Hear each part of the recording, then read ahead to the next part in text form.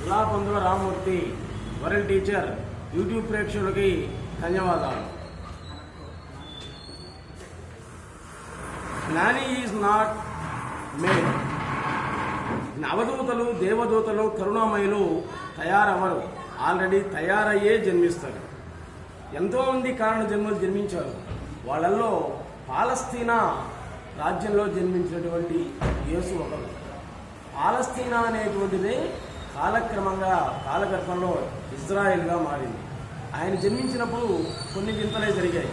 శ్రీకృష్ణుడు జన్మించినప్పుడు ఎటువంటి వింతలైతే జరిగారో అలాగే ఇక్కడ కూడా జరిగింది. ఇజ్రాయెల్ ఆకాశంలో ఉండేటువంటి నక్షత్రం స్టార్ అది కొంచెం కిందికి వచ్చి మెరుపుగా మెరిసింది. దాన్ని ఇజ్రాయెల్లో ఎంతోమంది చూశారు. హేరోదు అనేటువంటి వాడు ఆయనకి సిలువేశాడు. ఆయన చేసిన పాపం ఏంటంటే దేవుడు ఒక్కడే, దేవుడు ఎక్కడో లేడు, నీలోనే ఉన్నాడు, యు ఆర్ గాడ్ అని చెప్పారనమాట. అందువల్ల వేయాల్సి వచ్చింది. మనకు చిన్న చీల కుట్టుకుంటేనే ఎంతో బాధపడతాం. అట్లాంటిది ఆయనకి మరి ఒక మనిషిని సిలువేసి చీలలు కొట్టారు అంటే చూడండి. మరి అప్పుడు ఆయన ప్రాణం ఏమైందంటే వేరు చేశారు. ఎంతో తపశక్తి వల్ల ప్రాణశక్తిని వేరు చేసే శక్తి ఆయనకు ఉంది. అది ఎవరికీ తెలియదు. చిట్ట చివరికి ఆ హేరోదు అనేటువంటి రాజు కూడా ఆయన కాళ్ళ మీద పడి నమస్కారం. ఇప్పుడు చిట్ట చివరిలో అది మరణించి జీవించినటువంటి వాళ్ళల్లో ఒకరు పాలస్తీనా రాజ్యంలో పుట్టినటువంటి యేసు అనడంలో ఎటువంటి సందేహం అనేటువంటిది లేదు. అటువంటి వాళ్ళు చాలామంది కూడా జన్మించారు. ఏది మరణించి జీవించినటువంటి వాళ్ళు చాలామంది కూడా ఉన్నారు. వాళ్ళల్లో వచ్చేసరికి కొంతమందిని మనం ఇప్పుడు చెప్పుకుంటున్నాం. మరణించి జీవించినటువంటి వాళ్ళు ఎవరు అంటే పాలస్తీనాలో ఉన్నటువంటి యేసు. ఆయన సాక్షాత్ దేవదూత అనడంలో సందేహమే లేదు. ఈ మన భారతదేశంలో మరణించి జీవించినటువంటి వాళ్ళు అంటే సమాధి స్థితిని బట్టి మళ్ళీ మాట్లాడినటువంటి వాళ్ళు చాలామంది ఉన్నారు మన దేశంలో కూడా. పాలస్తీనాలో లాగే ఇక్కడ కూడా వాళ్ళు కొంతమందిని చెప్పుకుంటున్నారు మనం. నెంబర్ 1 జిల్లెళ్ళమూడి అమ్మవారు హైమవతీదేవి. ఈ జిల్లెళ్ళమూడి అనేటువంటిది బాపట్ల జిల్లా మన్నవ గ్రామం బాపట్ల జిల్లాలో జిల్లెళ్ళమూడి ఉంది. అక్కడ మన్నవ అనేటువంటి ఊళ్ళో జిల్లెళ్ళమూడి అమ్మవారు జన్మించారు. సీతాపతి రంగమ్మలకు జన్మించింది. నీ పిల్లలను ప్రేమించినట్లే ఇతరులను కూడా ప్రేమించు అని చెప్పినటువంటి జగన్మాత అందరమ్మ జిల్లెళ్ళమూడి అమ్మ అనసూయ మహాదేవి. ఆమె ఇంటికే అందరి ఇల్లు అనేటువంటి పేరు పెట్టింది. కుల మత జాతి విచక్షణ లేకుండా ఎనీ టైం ఏ టైంలో అర్ధరాత్రప్పుడు పోయినా కానీ భోజనం అక్కడ తప్ప ప్రపంచంలో ఎక్కడా లేదు అనేటువంటిది. ఆమె సజీవ సమాధిని ముందే నిర్ణయించి చెప్పింది. ఎప్పుడు 50 సంవత్సరాల క్రితమే ఇన్ని గంటల 5 నిమిషాలకి నేను జీవ సమాధి అవుతాను అని తర్వాత మాట్లాడింది. ఆమె కూడా మరణించి జీవించినటువంటి వాళ్ళలో ఒకరు. మహామహిమాన్వితురాలు, సాక్షాత్ ఆదిశక్తి స్వరూపం. ఆమె అనడంలో సందేహం లేదు. ఇంకా హైమవతి మాత ఆమె కడుపును పుట్టినటువంటి కూతురి. ఈమెకి దైవత్వాన్ని ఇచ్చి జీవ సమాధి చేసి తరువాత మాట్లాడించిందనమాట. ఈమె కూడా మృత సంజీవిని అనడంలో సందేహమే లేదు. తర్వాత నెక్స్ట్ రమణ మహర్షి.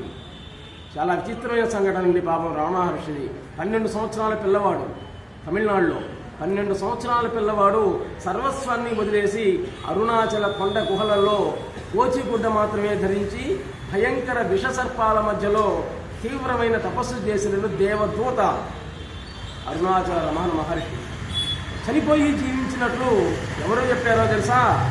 సాక్షాత్ మన మాజీ రాష్ట్రపతి అబ్దుల్ కలాం, తెలుసు కదా, అబ్దుల్ కలాం గారే విన్నవించారు.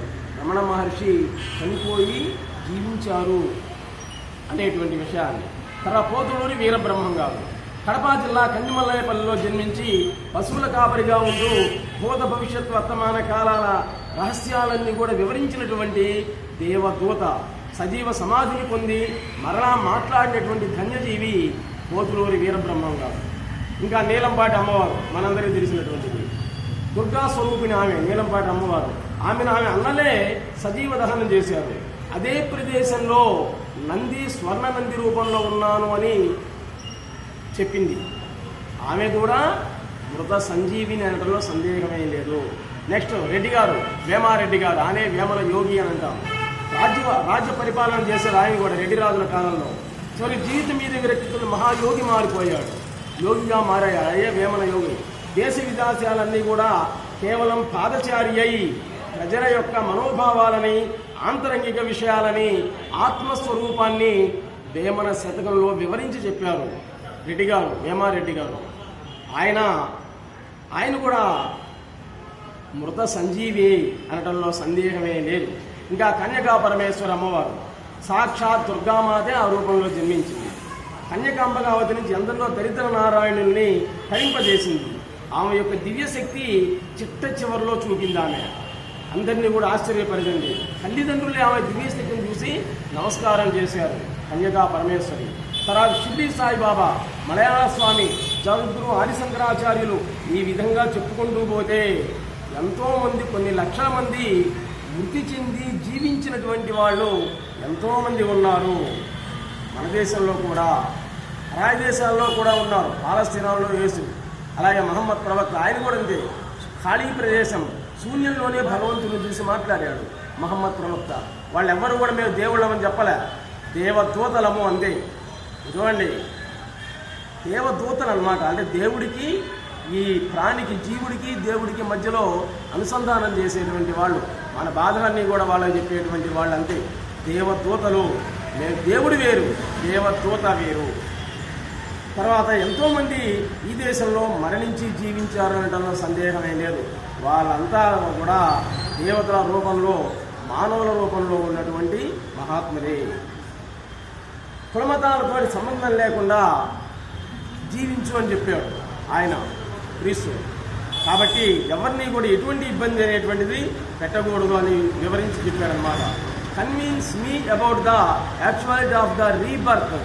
పునర్జన్మ అనేటువంటిది ఉందో లేదో లేదు, కానీ నీవు జీవించి ఉన్నప్పుడు నీ వల్ల 10 మందికి ఏం జరిగింది అనేటువంటి దాన్ని నువ్వు ఆలోచించుకొని వివరించి చెప్పినటువంటి మహానుభావుడు ఎంతోమంది ఉన్నారు అని మీకు సవినయంగా కొండమీర ప్రసంగంలో యేసు చెప్పినటువంటి కొన్ని సూక్తులు మనం చూస్తున్నాం. జ్ఞాన గుళికలు, అదే నేను తండ్రి అభిన్నులం అని చెప్పాడు. నేను తండ్రి అభిన్నులం అంటే ఏంటి? తండ్రి అంటే ఇక్కడ అనంతమైనటువంటి దైవం, శక్తి. నేను ఆ శక్తి అనేటి అభిన్నులం, మా ఇద్దరికి తేడా అనేటువంటి లేదు అని చెప్పాడు. ఆయన మరణించి జీవించాడు, మాట్లాడాడు, ఎంతోమందితో మాట్లాడాడు. ఆయన చెప్పినటువంటి సూక్తులలో కొన్ని ఉచితంగా నీకు ఇవ్వబడినటువంటి దాన్ని ఉచితంగానే అందరికీ పంచు అని చెప్పాడు క్రీస్తు. నీకు ఉచితంగా వచ్చింది కదా, ఉచితంగానే పంచు. బ్రాహ్మీ స్థితి క్రీస్తు ఉచితంగా పొందాడు. అందువల్ల ఆయన సర్వలోకానికి కూడా లోక రక్షకుడు అయ్యాడు. తండ్రి ఆశ కోసం కొడుకు ఏ సాధన చేస్తాడు, అలాగే పరమ తండ్రి పరిపూర్ణుడు. కాబట్టి నీవు కూడా పరిపూర్ణుడివే అని అంటాడు క్రీస్తు. అంటే నీలోనే దైవశక్తి ఉంది అని అంటాడు. ఆయన రాదు, ఆ హేరోదు అనేటువంటి వాడు రాదు, ప్రైమ్ మినిస్టర్ అంతే. ప్రజల యొక్క బాధ తీరాల్సిన బాధ్యత వాళ్ళకుంది, అంతేగాని దేవుడు కాదు ఆయన. అది చెప్పింది అనమాట. ఆయన దేవుడు ఎక్కడున్నాడు? యు ఆర్ గాడ్, నీలోనే ఉన్నాడు, నువ్వు దేవుడివే, దైవశక్తి నీలోనే ఉందని చెప్పాడు. అందువల్ల పాప ఆయన సిలువేసి ముళ్ళ కిరీటాన్ని పెట్టారనమాట వాళ్ళ ఆ దేశంలో. అది జరిగింది అక్కడ. నీకు నీవే ఒక్క అడుగు ఎడంగా ఉండు అని చెప్పాడు ఆయన. నీకు నీవే ఒక్క అడుగు ఎడంగా ఉండు, తనలోనే నేనున్నాను అని కాకుండా నాలోనే తను ఉంది అని ఆలోచించుకో అని చెప్పాడనమాట. ఎప్పుడు ఎరుకతోటే ఉండు, నాలోనే తను ఉంది అనేటువంటి ఎరుకతోటే ఉండు. నీకు జరిగేదంతా కూడా ఒక కలగా భావించు, పాపులను కూడా పసిపిల్లలుగా చూడు అని చెప్పాడు. పాపాత్ములను కూడా పసిపిల్లలుగా చూసి ఆదరించు. నీ పిల్లల్ని ఎలా అయితే చూస్తావో అదేవిధంగా ప్రేమను పంచు అని అన్నాడు. నీ మృత్యువునే తలపోస్తూ ఉండు. ఇంకోటి చూడండి, ప్రతి ఒక్కరు అక్కడికి పోవాల్సిందే, మృత్యు ఒడిలోకి. కాబట్టి మృత్యువుని తలపోస్తూ ఉండు. అందరూ కూడా చివరికి మృత్యు దేవత బడికి చేరాల్సిందే. కుల మత పోరాటాలు అనేటువంటివి లేకుండా సాక్షాత్ భగవాన్ యేసు చెప్పినటువంటి సూక్తులను అందరూ కూడా ఆచరిద్దామని కోరుకుంటూ ప్లీజ్ సబ్స్క్రైబ్ అవర్ ఛానల్. నమస్తే.